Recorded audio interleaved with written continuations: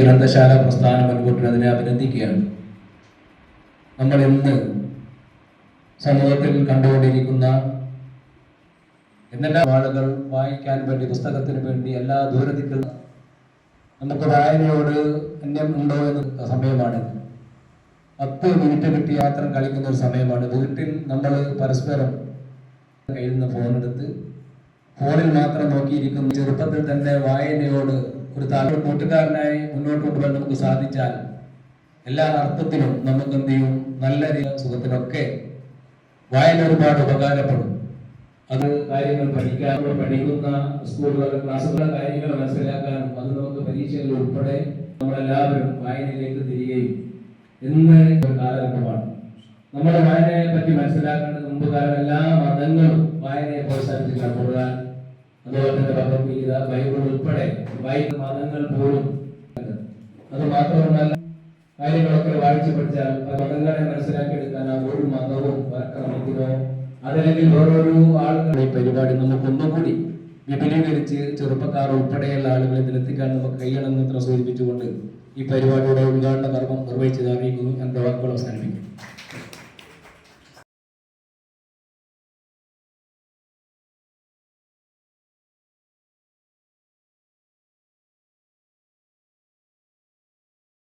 നമുക്ക് വലിയ പ്രസംഗങ്ങൾ ഇഷ്ടമല്ല എന്നുള്ളത് തന്നെയാണ്.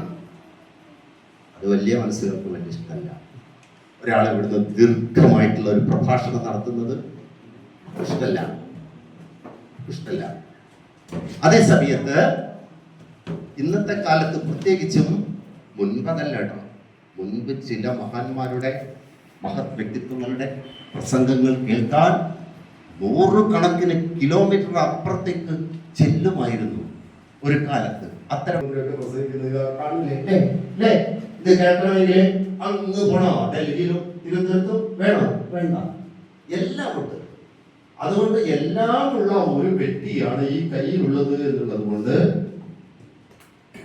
അതിന്റെ ആവശ്യം വരാറില്ല. പക്ഷേ മുൻപ് ഇതൊന്നും ഇല്ലാതിരുന്ന കാലത്ത് അത്രയും താല്പര്യത്തോടു കൂടി പോവുക, അത് അന്നത്തെ കാലത്ത്, എന്റെയൊക്കെ കുട്ടിക്കാലത്ത്, പ്രത്യേകിച്ച് നാരായണന്റെയൊക്കെ കുട്ടിക്കാലത്ത് എത്രയോ പ്രസംഗങ്ങളോ അത്തരം നാടകങ്ങളോ പരിപാടികളോ കാണാൻ എത്രയോ നാഴികകൾ താണ്ടി, കിലോമീറ്ററുകൾ താണ്ടി പോയിട്ടുണ്ടാവും. ഒന്ന് നടന്നാ പോവുക. ഇന്നെല്ലാം കൈപ്പിടിയിലുണ്ട്. അതുകൊണ്ട് തന്നെ നമുക്ക് ഇതൊന്നും ഇല്ല. പക്ഷെ അതുകൊണ്ട് എന്താ സംഭവിക്കുന്നത് ചിലപ്പോൾ തെറ്റായ രീതിയിലൂടെ നമ്മുടെ കുഞ്ഞുങ്ങൾ പോയി നേരത്തെ സൂചിപ്പിക്കപ്പെട്ടു. അത് ലഹരിയുടെ മാർഗത്തിൽ മാത്രമല്ല, സമൂഹത്തിന് വേണ്ടാത്ത തോന്നിയാസങ്ങളുടെ മാർഗത്തിലേക്കും എളുപ്പത്തിൽ കൂട്ടിക്കൊണ്ടു പോകാൻ, ഏതൊരു കുട്ടിയെയും കൂട്ടിക്കൊണ്ടു പോകാൻ കഴിയുന്ന രീതിയിൽ ഭ്രമാത്മകമായിട്ടുള്ള ഒരു മായാലോകമാണ് ഇപ്പോൾ ഉള്ളത്.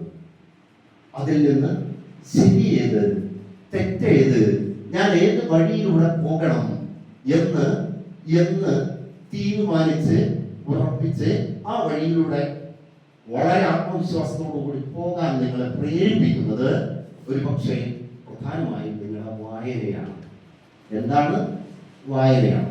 നീ ഈ വഴിക്ക് വരണം എന്ന് പണ്ട് കാലത്ത്, ഈ വായനയൊന്നും ഇല്ലാതിരുന്ന കാലത്ത്, പുസ്തകങ്ങളൊന്നും അങ്ങനെയൊന്നും ആർക്കും വായിക്കാൻ കഴിയാതിരുന്ന കാലത്ത്, അക്ഷരങ്ങളൊന്നും ആർക്കും അറിയാതിരുന്ന പണ്ട് കാലത്ത് നയിക്കുക നാട്ടിലെ പ്രധാനികളുടെ അവരുടെ രീതികളൊക്കെ കണ്ട് അതിനെ അനുകരിക്കാൻ ശ്രമിച്ചിട്ടും അവരോടൊപ്പം ചേർന്നുമാണെങ്കിൽ, ഇപ്പോഴങ്ങനെയല്ല. ഏതെങ്കിലും നേതാവ്, ആ നേതാവിന് പിന്നാലെ കുറെ അട്ടിൻപറ്റങ്ങളെ പോലെ ആളുകൾ നീങ്ങുകയല്ല.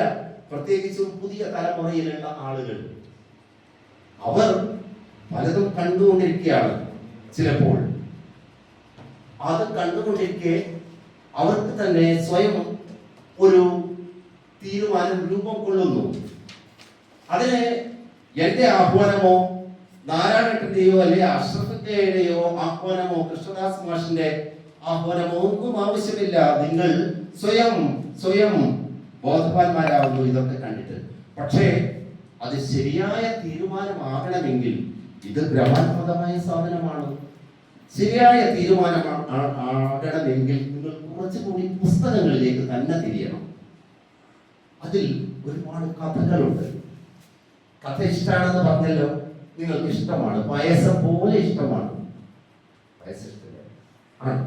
ഈ കഥകളിലൊക്കെ ചില ഗുണപാഠങ്ങളുണ്ട്.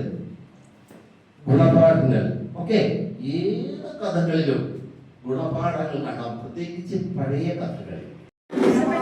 കല്ലൂർ ജനകീയ ഗ്രന്ഥശാല സംഘടിപ്പിച്ച വായനക്കല്ലേരിയുടെ ഭാഗമായുള്ള കഥ കവിത ആസ്വാദനമാണ് ഇവിടെ നടക്കുന്നത്. ഒട്ടനവധി വിദ്യാർത്ഥികളാണ് ഈ പരിപാടികളിൽ പങ്കെടുത്തത്. വായനക്കല്ലേരിയിൽ സൗമ്യ ടീച്ചർ ക്ലാസ് എടുത്തു. സൗമ്യ ടീച്ചറുടെ നേതൃത്വത്തിലാണ് ഈ പരിപാടി നടക്കുന്നത്. മെയ് 6-ാം തീയതി ആരംഭിച്ച ഈ പരിപാടി ഒട്ടനവധി വിദ്യാർത്ഥികളാണ് ഇവിടെ പങ്കെടുത്തത്. ഈ പരിപാടിയുടെ സുഗമമായ നടത്തിപ്പിന് നല്ലവരായ നാട്ടുകാരുടെയും വിദ്യാർത്ഥികളുടെയും സഹകരണം ഇവിടെ ഉണ്ടായി. ഇപ്പോൾ തന്നെ കല്ലൂർ കൂത്താളി MLP സ്കൂളിലെ ജിജോ മാസ്റ്റർ ഇവിടെയുണ്ട്. നേരത്തെ സൗമ്യ ടീച്ചർ ഇവിടെ ക്ലാസ് എടുത്തു. ഒട്ടനവധി വിദ്യാർത്ഥികൾ ഇവിടെ കഥയും കവിതയുമായി ആസ്വാദനം കുറിപ്പ് എഴുതിക്കൊണ്ടിരിക്കുകയാണ്. പറഞ്ഞാൽ ഇതുവരെ കഥ ഇഷ്ടല്ലേ? ഞാൻ